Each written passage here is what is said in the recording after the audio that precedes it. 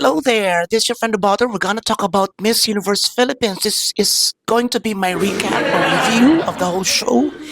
And I'm holding this one, a trial and error. I bought this months ago. It didn't work well. I thought I was a little bit, how do you say that? Nabudol? Yun. Kumbaga, in Filipino lingo, in Pinoy lingo. Whatever, let's not focus on this microphone and let's concentrate on my thoughts about Miss Universe Philippines, the Coronation 2026. Diyan lang kayo.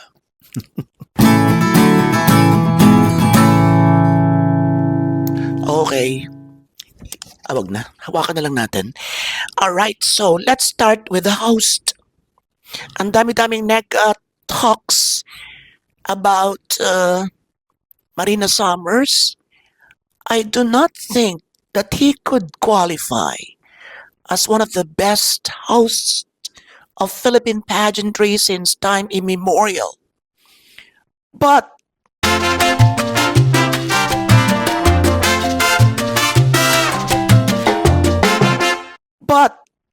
I must say that she was good in his hosting stint at the Coronation.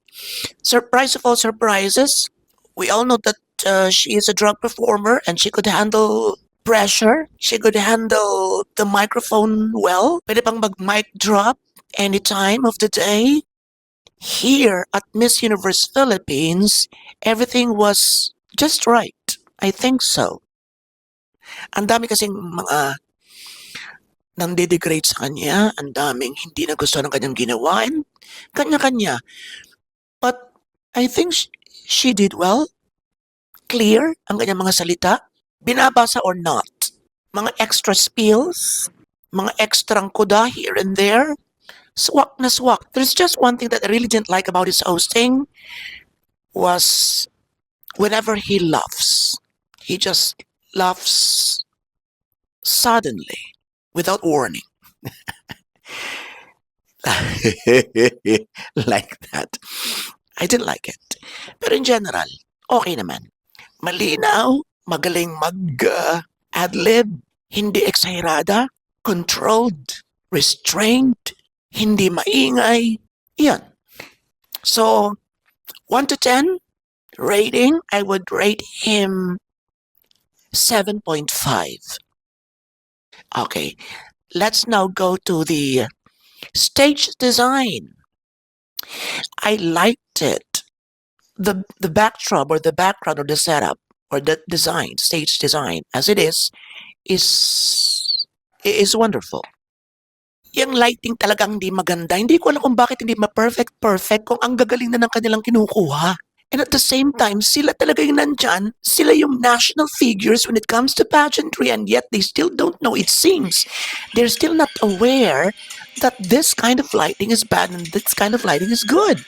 Sa swimsuit pa lang, before the pageant, before the finals, the preliminary swimsuit competition, yung mga ilaw ay kamay na lang para exaggerate na yung pagkamuhi. Sa kanyang mga ilaw na nakakaduling or nakakasagabal sa iyong panonood because you would like to concentrate on the candidates, on what they do, and how do they execute their swimsuit, or whatever, and yet you're blinded by this lights. Di ba? So sana sa susunod, mula ng ganyan, manood sila kasi. Yan kasi ang hirap eh. Maybe they are not intently watching other pageants because of that ego. It's just, because if they don't see it, what else? What else is the reason behind it? Kundi yung ego tripping at yung mga pride and all. You know, okay, we won't watch it so that we won't copy anything from other pageants. Let's just concentrate on whatever path it's heading to. And hindi sinasabi ko sa mga trainers, diba, kung bakit nila i-improve yung nilang kandidato because they don't watch. Particularly, they're not watching those vloggers who have good ideas but they feel are below their standards or below their level. Ganun minsan yung pride.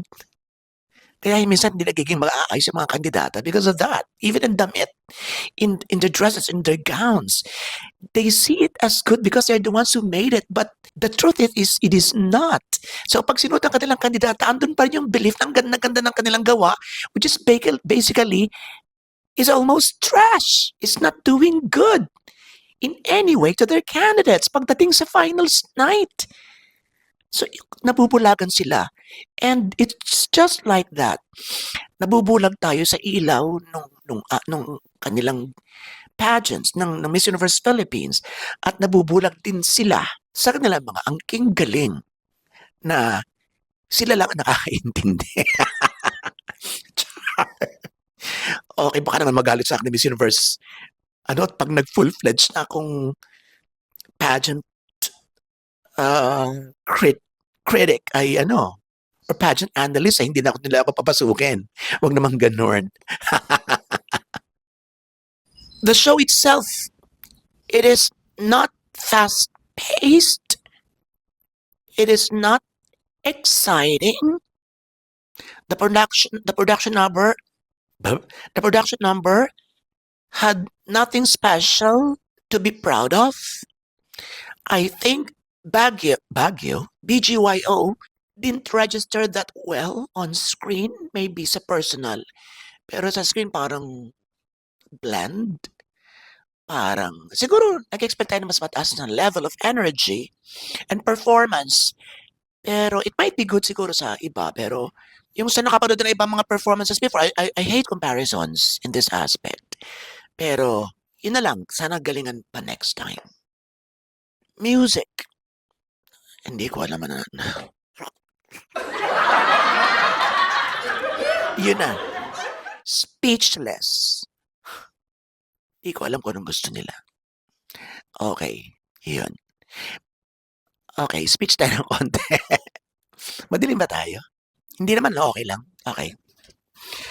Music. Hindi ko alam kung bakit hindi sila makahanap-hanap ng bonggang-bonggang music. And ang daming international figures na nanonood, particularly na what? Who's been giving us amazing shows. Siguro ayaw nilang magbayad ng royalties. Tapos hindi sila gumagamit ng mga big hits ng American singers or ng international singers, yung mga big hits. Diba ang sarap-sarap sabayan, ang sarap-sarap panood. Di ba sarap-sarap panood habang rumarapa sila na yung music is, you are very knowledgeable about. Or yung nakaka-relate ka. Diba? So yun, sana gumastos naman sila ng konti pa para mas maganda yung music. Kung talagang walang original na magagawang mas maganda, o mas appealing, or mas upbeat ng konti, na ang ganda-gandang pakinggan, yung something, you know what I mean? Di ko alam. There's nothing wrong with original compositions para sa kanilang pageantry, pero simula pa noong 2020 ay talagang walang mahagip na maganda-gandang music. Parang may isa, meron ba? Parang nakalimutan ko na. May natatandaan ba kayo magandang music for the swimsuit or for the gown? Since 2020, i-comment nyo lang below. At baka na-miss ko lang. Yan. We're just aiming for a better show because we are Pinoys. Diba? So, dapat maging proud tayo. Hindi naman tayo pwede maging proud kung hindi nga maayos. Diba? Baka sabihin nila, yan mentality, crab mentality, hinihilan yung... Hindi ganon. Diba? Kung may maganda, bakit naman kukukuda? Okay, about the candidates, about the top 30, yun. Doon ako medyo hindi pabor at medyo imberna, hindi ako masyadong at ease, mga ganyang padali. And yun na nga, dati tinatawan-tawanan si Nanawat sa Miss Grand International because they're selling. Ano nangyayari ngayon? It's just like selling. Just like business. Di naman, okay lang naman na mag-okay. Yung isang, okay, daanin sa votes, like Miss Photogenic, for example, or Best in Swimsuit. Okay, sino yung Best in Swimsuit? Okay, bibigay natin yung award sa finals night.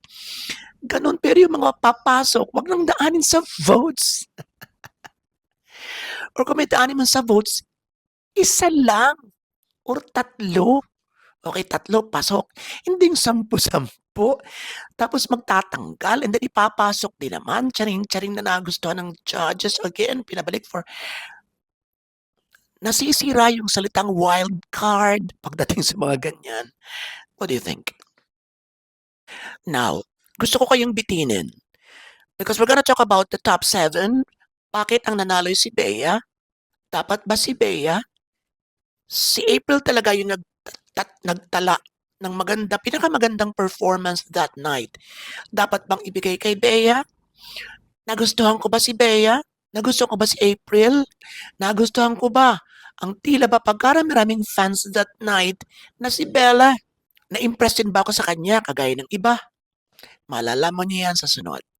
We're gonna talk about the top 7, the crowning, the winners, and Bea's chances at Miss Universe.